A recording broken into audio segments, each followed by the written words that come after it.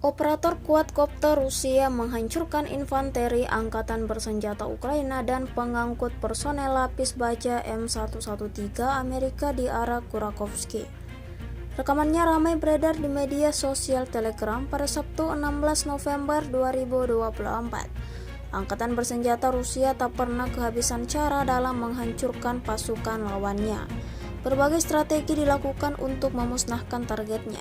Di arah ini, kendaraan militer Ukraina yang beroperasi menjadi target sasaran militer Rusia.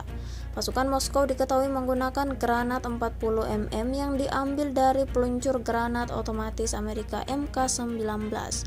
Akibatnya, posisi target alami kehancuran total.